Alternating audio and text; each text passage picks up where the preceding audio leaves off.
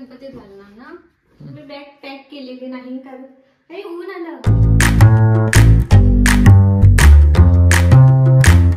Hi hello नमस्कार, मी वृषाली. स्वागत आहे तुम्हा सर्वांचं पुन्हा एकदा आणखी एका नवीन व्हिडिओमध्ये. आज आहे शुक्रवार आणि आज आम्ही जाणार आहोत गावी आणि आम्ही खूप एक्सायटेड आहोत कारण आम्ही गणेश चतुर्थीसाठी गावी जात आहोत. तर रात्री 10:30ला आमची बस आहे आणि हा माझा पहिलाच लक्झरीचा प्रवास आहे, लक्झरी बसचा. तर बघू प्रवास कसा होतो आणि अजून घरातली कामंही आवरायची आहेत आणि मेन म्हणजे अजून बॅग पॅक केलेल्या नाहीत, त्यासुद्धा पॅक करायच्या आहेत. तर पटपट कामं आवरून घेते आणि बॅग पण पॅक करून घेते. तर भेटू थोड्याच वेळात. तोपर्यंत तुम्ही चॅनलला सबस्क्राईब केलं नसेल, चॅनलला सबस्क्राईब करून घ्या. व्हिडिओ स्किप न करता शेवटपर्यंत बघा. तर चला भेटू थोड्याच वेळात. चला, कामाला सुरुवात करण्याआधी केस वरती बांधून घेते, म्हणजे कसं काम करायला पण थोडं फ्री वाटतं. नाहीतर ते मध्ये मध्ये उळवळत राहिले की मग कामातला इंटरेस्टच निघून जातो.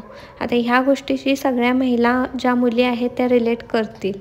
तर आता बघा, इथं मी स्मूदी बनवायला घेतली आणि स्मूदीचं काय झालं माहीत आहे का, बरेच दिवस आता आम्ही 8-10 दिवस झाले असेल स्मूदीच प्यायची बंद केली आणि तसेच ड्रायफ्रूट्स जे भिजवून आहेत ते आम्ही खात होतो.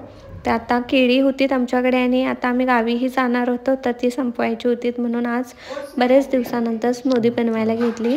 आणि आज स्मूदी मी नाही घेतली, सुशांतसाठी फक्त बनवून दिली. आणि त्यानंतर आज मला आलू पराठे करायचे होते म्हणून त्याचीही मी तयारी करून ठेवली होती. आणि कसं आहे, रोजची चपाती भाजी खाण्यापेक्षा आलू पराठे असतील किंवा मेथी पराठा, पालक पराठा हे जास्त आम्हाला आवडतं. तर मी वरचेवर असं काहीतरी बनवत राहतेच. वरचेवर म्हणण्यापेक्षा आठवड्यातून एकदा आमच्याकडे असं काहीतरी असतंच. आणि आम्ही गावीही जाणार होतो आणि गावावरून आम्ही 2 आठवड्यांनी येणार होतो. त्यामुळे काय झालं, भाजी राहायला नको. भाजी जर राहिली असती तर 2 आठवड्यापर्यंत ती काय टिकणार नसते आणि खराब झाली असती. म्हणून मी भाजी सगळीच संपवून घेतली होती. फक्त 3 बटाटे उरले होते. मग ती काय भाजी चपाती खायची इच्छा नव्हती म्हणून आलू पराठा बनवला.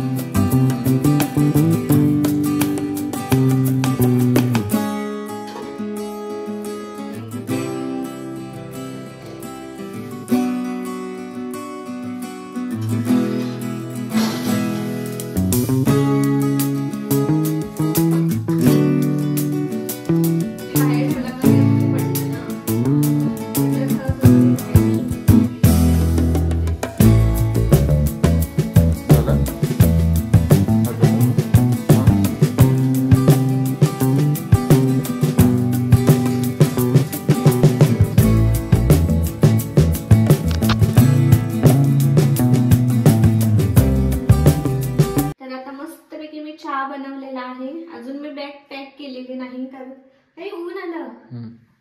कारण आमचे आज कपडे अजून वाळलेच नाहीत कारण ऊन पाऊस आहे. आता किती कडकडीत ऊन आलं.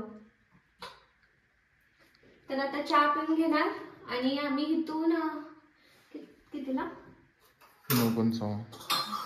तर आमची बस आहे 10ला. आताच त्यांचा मेसेज आलेला आहे आणि आम्ही इथून 9 वाजता जेवूनच निघू. तर तोपर्यंत आता चहा पिऊन घेणार आणि मग बॅग पॅक करायला घेते. हे 2 घेतलं आणि हे गणपती घालणार ना, ओले आहे का जरा.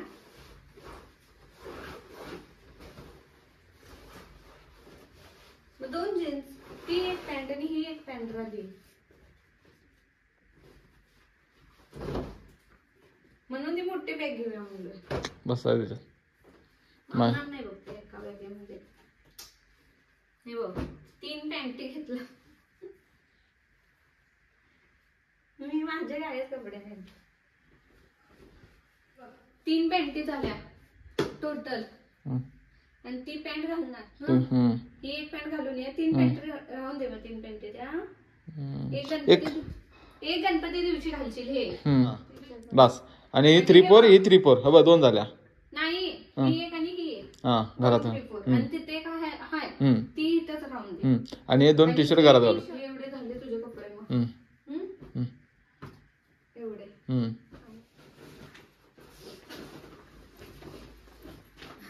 तरी ह्या बॅगेत मावती त्याची गॅरंटी नाही मला. सगळे तुझे घाल पहिला. उरलेले माझ्या बॅगेत घालतो होता. शर्ट घालूया मग तुझ्या बॅगेत. पॅन्ट याच्यात टाकतो ना. रोल करून घालू काय? रोल केली की नाही बसणार. तुला रोल करूनच दिलेलो बेंगलोरला गेलेला तेव्हा. बघ की घालून. मावतात जास्त.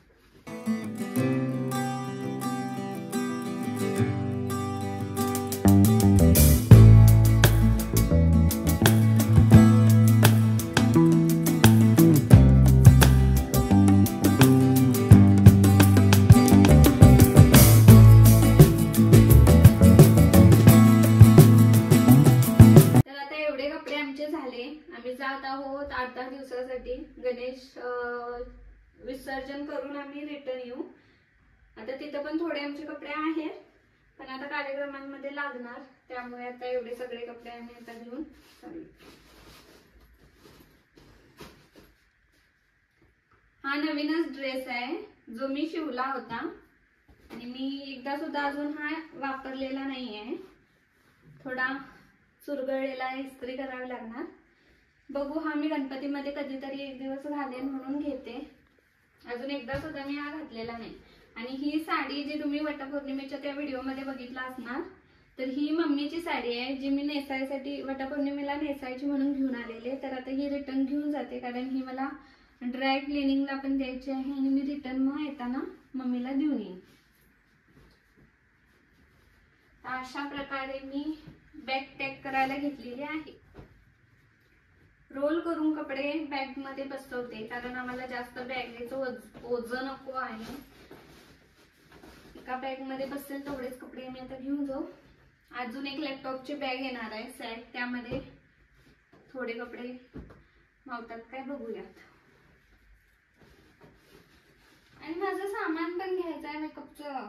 तर आता ही बॅग आमची एवढी भरलेली आहे, जड झाली.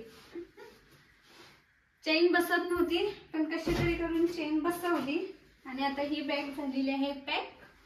त्यानंतर आता इथं 2-3 हे नवीन शर्ट आहेत आणि ही साडी ही सॅक मध्ये ठेवते. हा सॅक मध्येच घालतो की मग ना साईडच्या.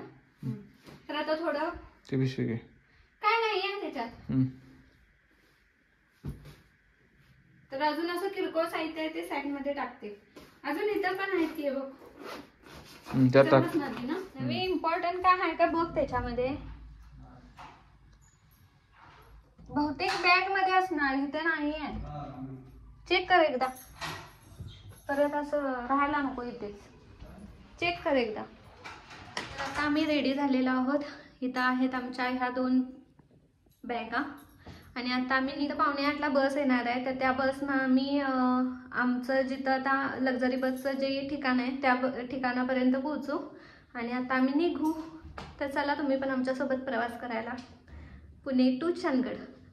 आणि एक्सायटेड यासाठी आहोत कारण आम्ही जातोय गणेश चतुर्थीसाठी आणि आम्ही तिथं गणपती पण दिलेला आहे. तो पण तुम्हाला आता येणाऱ्या पुढच्या व्लॉगमध्ये समजेल की आम्ही घरचा गणपती कसा असेल आमच्या, किंवा काय डेकोरेशन असेल. त्यामुळे चॅनलला सबस्क्राईब करून घ्या. चला, टाईमवर बस पण आलेली आहे आणि आता आम्ही निघालो होतो आणि वाटेमध्ये इतकं जास्त ट्रॅफिक लागलं.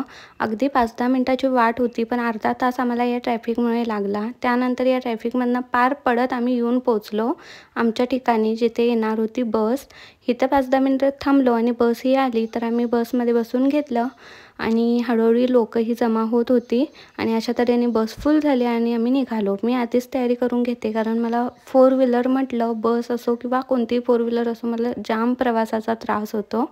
त्यानंतर 1 वाजला होता आणि बस एका ठिकाणी थांबली होती. तर तिथं आम्ही हलकंसं काहीतरी खाऊन घेतलं. मला तरी अजिबात खाण्याची इच्छा नव्हती, पण सुशांतला भूक लागली होती. त्यानं थोडा नाश्ता केला आणि त्याच्या आग्रहावर मी थोडीशी टेस्ट करून बघितली. पावभाजी इथली छान होती, मस्त गरमागरम.